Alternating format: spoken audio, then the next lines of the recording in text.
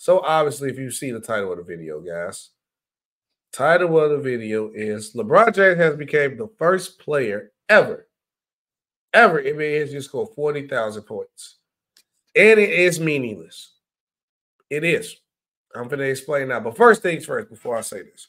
Congratulations to LeBron for doing that. That's amazing.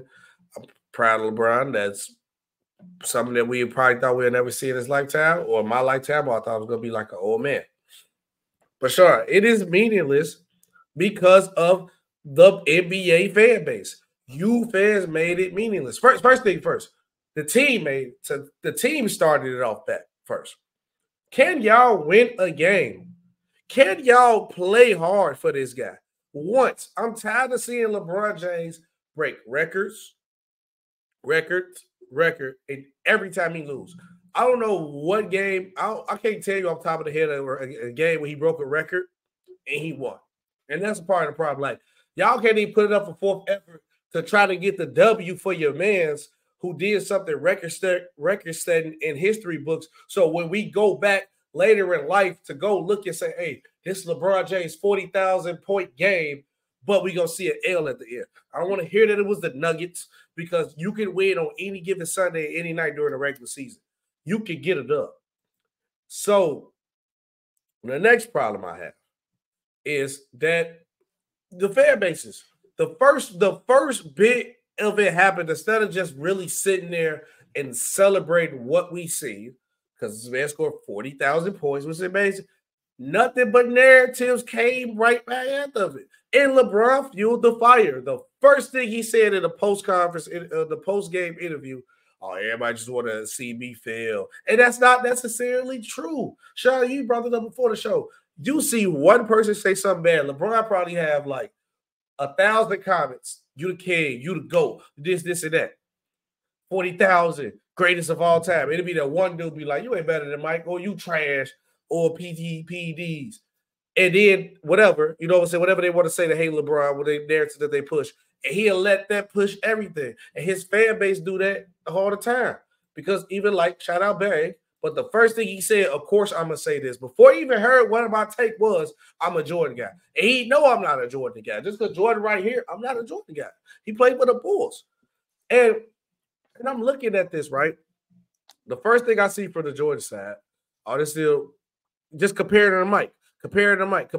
You can't just watch and celebrate one thing without trying to get compared to Mike. Then also for the LeBron side, if you always got to compare everything you do to say something that you one up better than somebody, then trust me, my guy, you might not be better than him.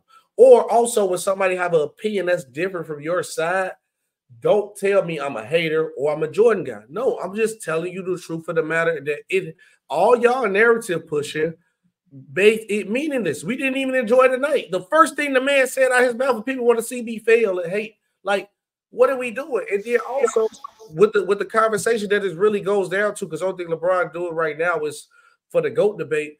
This don't push nothing for him in the GOAT debate. If you had LeBron as the GOAT already, him scoring 40,000 didn't move you higher or make the difference go spread for the other players. And if you didn't have LeBron as the GOAT, him scoring 40,000 didn't just, oh yeah, now he's the GOAT now.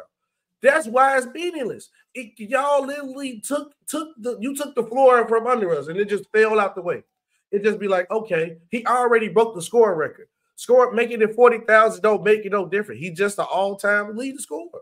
That's it for me, Sean. And that's why I feel like it's meaningless. It is a whole thing around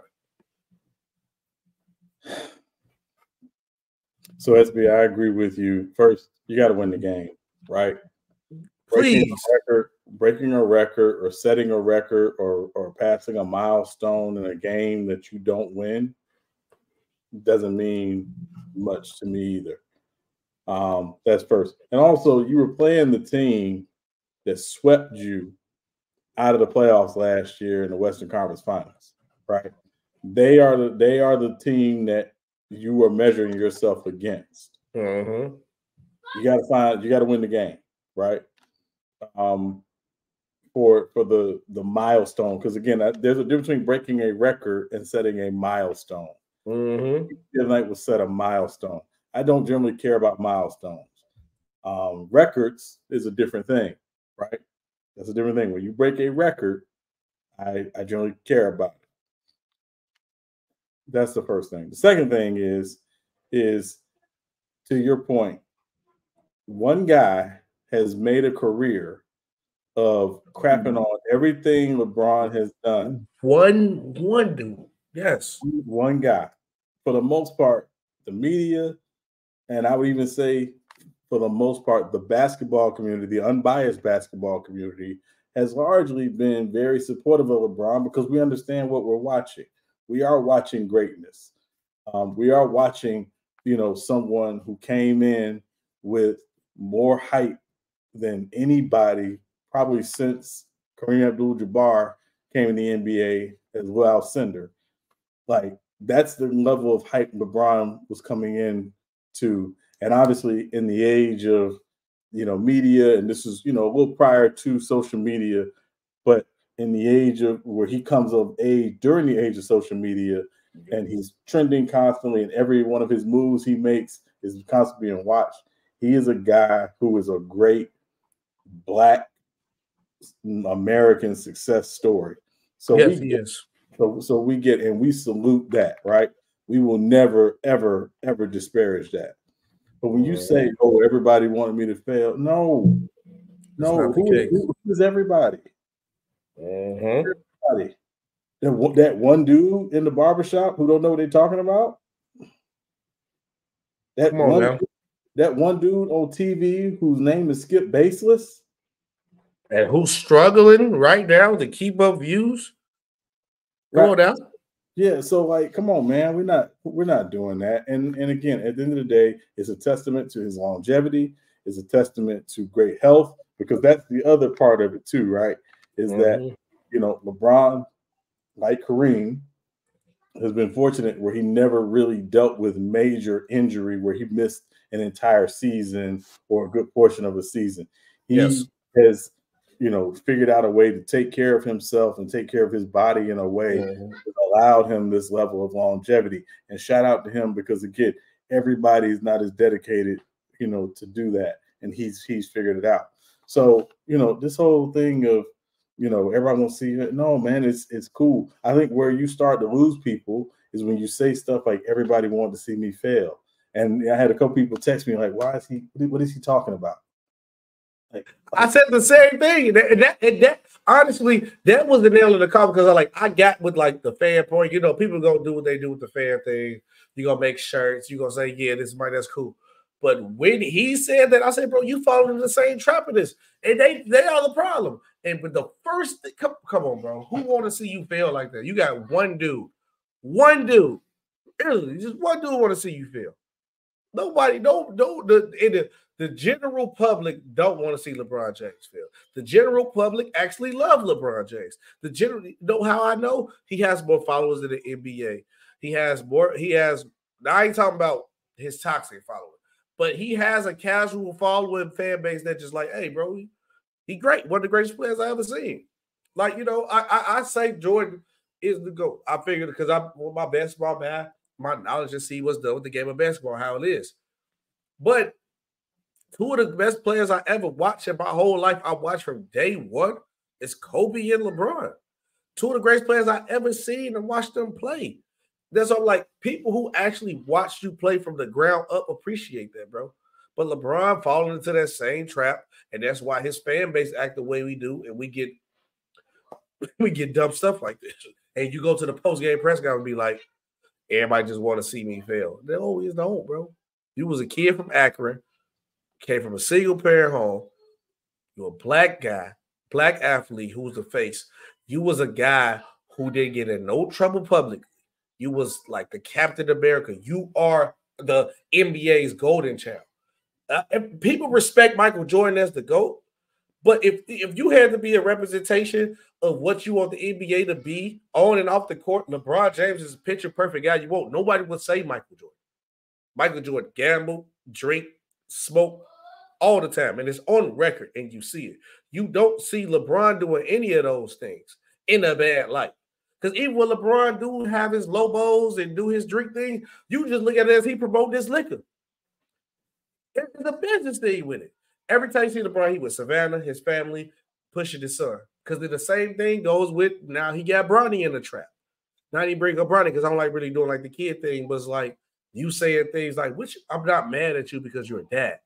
Oh, yeah, my son better than everybody. My son to play for the Lakers right now. My son better than half the league. And then we know why Bronny having trouble. He just came off a heart problem. You've got to give a kid time. Now it's like, oh, give a kid time. But you know how people look at the narrative of the situation because of what you said.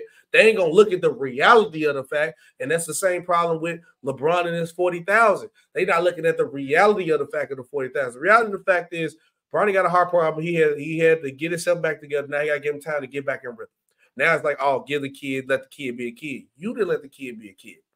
Now, with your 40,000, because your team lost, and the first thing you said, everybody want to see me fail, it's nothing but narratives being pushed instead of just looking at the reality of the fact that we just seen a guy score 40,000 points for the first time ever in real life time.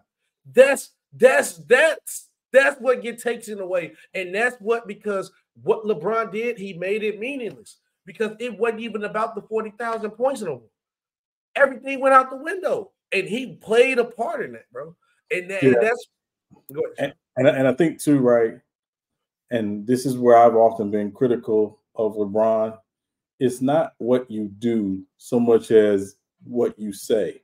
Because last year at the ESPY Awards, when they honored him for breaking the all-time scoring record, and he got on stage and he said, you know, lucky for y'all, you know, today is not the end of my basketball career. But nobody thought you were walking away from the NBA. You said and again, I know people said, oh, you being a conspiracy theorist. I said, no, LeBron ain't stupid. LeBron knows how the next day after the Lakers got swept, that if he says, I got to think about my future, I got to consider, you know, how much time I have left. The moment he says that all the morning sports shows that morning, the first mistakes and the undisputeds and the get-ups and all of that, we're going to be talking about, did we just watch LeBron's last game last night? Because what he didn't want them talking about was the fact they just got swept. That's a good way to cover that up. That's a great way to cover it up because people forgot about that. Right. You know what I mean? You know, I always said, you know, I'm going to say this real quick and we can move on. I said, you know, the best way to distract your girl from the fact you might have came in the house a little late? What?